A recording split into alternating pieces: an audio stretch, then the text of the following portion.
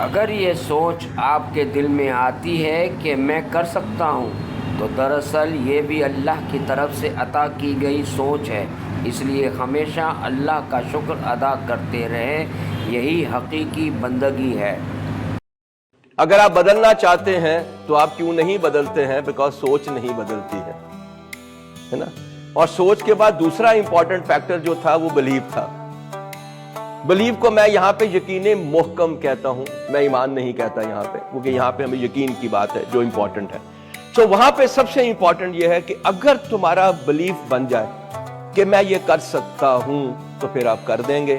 میں نے آپ سے بہت سی ویڈیو شیئر کی، اگر آپ کو یاد ہو، وہ لوگ بھی ہیں جس کی ایک ٹانگ نہیں ہے اور وہ عام لوگوں کے ساتھ کھیلتا ہے، وہ بھی ہے جو اس کی بیماری پروگریسو ہے، موئس کی، ایسے بیچارہ چلتا ہے، پھر بھی وہ زندگی میں ہارتا نہیں ہے، ٹھیک ہے۔ دیر آر سو مینی اس طرح کی۔ منیبہ مزاری کی میں نے آپ سے بات کی، why they are like that?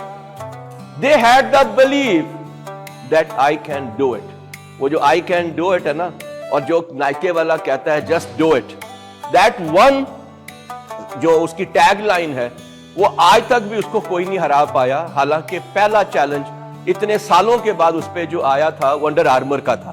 آپ جانتے ہوں گے جو نیا برانڈ آج کل ہے وہ اسپورٹس اس کے اندر، لیکن وہ نہیں ہرا پایا۔ Why? Just do it, right? So اس طرح سے اگر آپ کے اندر ایک وہ ایٹیٹیوڈ آ جائے that I can do it, then you can do it. شرط یہ ہے کہ وہاں تک پہنچنے کے لیے جو چیلنجز ہیں وہ آپ کے لیے بڑے امپورٹنٹ ہیں۔